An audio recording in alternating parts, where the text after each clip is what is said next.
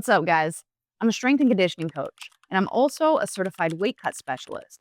In this video, I'm going to walk you through the protocol that I used to help my client Maddie, who's a mixed martial artist, cut 8 pounds overnight so she could make weight for her mixed martial art fight. And I'm also going to show you the protocol that I use to help my athletes who are in sports that require water cutting from time to time, how I help rehydrate them properly to give them the best chance at performing optimally when the time comes. Warning. This video is for educational and demonstrational purposes only. If you're an athlete looking to cut weight, make sure you hire a certified coach to help you with the process, as well as check in with your primary care doctor to make sure you're medically safe to do a weight cut. During all of my weight cuts with clients, I make sure that I'm in contact with a licensed medical professional to help me make live decisions to determine if the cut is unsafe and we need to stop it for the client, or if the client is deemed medically safe to keep going. First, we must get on the same page about what a weight cut is. A weight cut is basically weight loss. And for these purposes, it's important to determine that there are two main ways that someone can weight cut. The first way, losing weight via body fat. This is usually done with a nutrition and a strength and conditioning protocol, but is mostly a nutritional deficit that the person puts themselves in to stimulate body fat loss. The goal when you cut weight via the body fat method is to retain as much lean body mass as possible and lose mostly body fat. Your goal with the fat loss cut is to also keep that body fat off your body after the cut phase. Now, the second method is the water cut. So this is usually done with a 10-day out protocol with distinct 5, 3, and 1 day out protocols that we follow. And the goal with a cut via water is that all of that water that is being lost on the athlete or the person is being put back into the body after weigh-ins. So whenever you water cut, however much you cut, all of it gets put back on because that's stored water that you need and it's stored glycogen for your future performance, which makes rehydration just as important as the water cut itself. Now that we've determined the two distinct methods of weight cutting, understand that this video is the final night of the weight cut, which means I was working with the client months before this, tapering the strength and conditioning program, as well as manipulating their nutrition protocols. What any strength and conditioning coach is going to do is, and what I suggest, get the athlete to diet down and lose as much body fat before the actual water cut begins. I recommend that for pretty much all athletes because water cuts are very dangerous. They're very hard on the body, especially if you're a professional athlete and you have to do them often. So my recommendation to any athlete and to any coaches out there is to get your clients to lose as much weight via body fat while maintaining as much lean muscle via dieting down before the water cut begins. After the water cut, another thing that you will not see in this video is that there is also a diet break or reverse diet protocol that we follow, just safely getting them back into a maintenance phase. If you're a Jiu-Jitsu grappler and you're watching this, you need to understand that this method was done with a distinct protocol. This is not recommended for tournaments or matches with same-day weigh-ins because you simply just don't have enough time to rehydrate for your best performance. So that's why I recommend for most tournaments, especially ones with same-day weigh-ins, that you just diet down via body fat. It's not worth the detriment to performance and the risk. You're better off walking around with a 5-pound window of your competition weight, in my opinion. Now, with that in mind and out of the way, here's how we did it. Okay, first things first was getting an initial blood pressure reading from Maddie, making sure she was rested when she did this, just so we had some baseline objective information so that I could make decisions, contextual decisions later on. This is all happening 1 day out to weigh-ins, and it's 2 days out from her MMA fight. In the afternoon, we went to the gym for a nice light peak workout, something that was going to stimulate her nervous system but not exhaust her, something very easy to recover, just kind of work up that sweat, make her feel good and fast about being explosive. I like doing this for the athlete. Do not do heavy bad work or sparring. Heavy mitt work for MMA athletes. You don't want to be super heavy there because you're about to cut. And then same thing with jiu-jitsu athletes. You don't want to be doing hard sparring. It needs to be something to build a sweat, but something that is easily recoverable from. Now we're getting ready for the cut.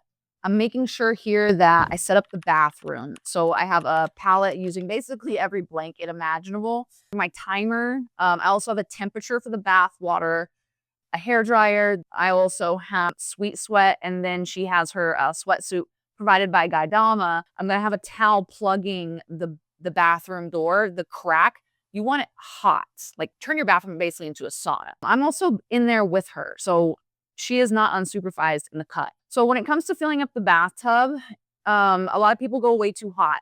You want to make sure you're getting a measurement of the bathtub and you want it no higher than 112 degrees. Ideally, within a little above 104, 105 range, but within 105 and 112 degrees. Do not exceed 112.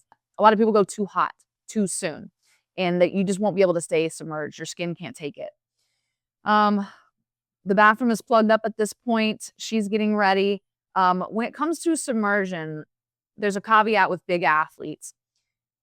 If you have the ability to submerge both your lower body and your torso, you want to go ahead and submerge both with the neck showing. So shoulders, everything in the tub.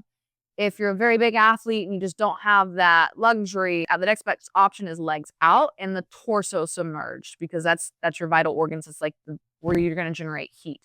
How long do we go into the bath? Well, we do it when the fighter does what's called a crack, like quote unquote crack, when the fighter cracks. So what that means is when the first bead of sweat actually drops down the athlete's face.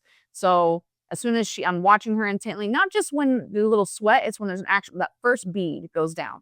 Now the fighter has cracked. Start the timer, and we have 20 minutes from the time the athlete cracks, monitoring the whole time. You're just hanging out. You do not want to stand up too fast. So I assist her, making sure she turns. We rest for about 5 seconds, another 5 seconds to stand up, as well as 5 seconds to get out of the tub and even just get your legs over it. So you stand up very slowly. It should take 15 to 20 seconds to get out of the tub. You don't want to do it too fast. And now here, it's not so much that we need to be the fastest team right now, but you are kind of a NASCAR pit crew in this point as a coach, because her body has heat and it's time to transfer to the wrap. So I dab her off with a towel, and then I'm using this product called Sweet Sweat that stimulates more sweating. So I'm dabbing her off the water and then putting Sweet Sweat all over her body so we can stimulate more sweating. And then we put her in our specialty jumpsuit provided by Gaidama. And then she's ready to actually be full jumpsuit into the pallet that I've created. We're still in the bathroom and it still feels like a sauna in there. And then we transfer to the pallet for another 20 to 25 minutes. After we do this, we take a break. So a 15-minute break after she's rested. And then I check her blood pressure again to make sure we're in a safe enough range to do another bath. Also, we're checking our weight in between. So after I checked her blood pressure after the first bath and wrap, she was good. She was within normal ranges. I checked in with the licensed medical professional and I had the go ahead. So we did another bath with the same protocols. After the second bath, we took another 15-minute break and then checked the blood pressure again. After the second bath, we didn't do a second wrap. I wanted to see what her blood pressure would be.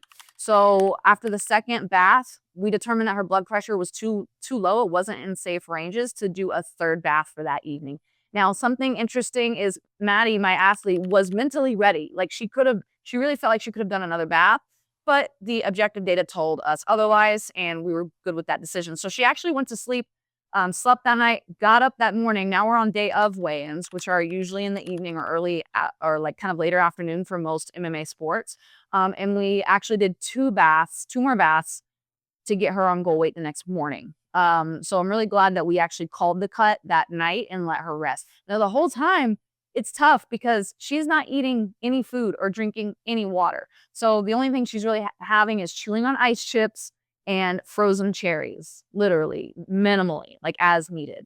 So as you can see here, safety is our most important concern. So at no point is she really like left alone during this cut, or should be left alone.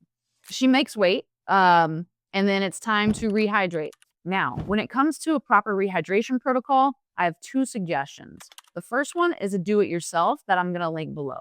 The number of bottles that you drink depends on how much weight was cut. Now, for my second rehydration protocol that I suggest, I must first disclose that there's a conflict of interest here because I'm sponsored by this product. It's Sway Hydration. This is cold-pressed fruits and vegetables, and it's all natural. And this is probably one of the best ways, in my opinion, to rehydrate after a water cut for an athlete and for the best performance on the mat. I had my client Maddie drink Sway Hydration right after weigh-ins. Pro tip, it's important that you rehydrate with the water before you go eat your meal. Do not introduce any new foods into your diet in your fight camp at all, but definitely the night before when you go eat. So it should be all foods that you were familiar with. Maddie also drank a couple of Sway hydrations on fight day, and she felt amazing. She looked great out there in the cage. Make sure you like and subscribe and comment below for what kind of educational content you guys want to see. I'll see you guys in the mat.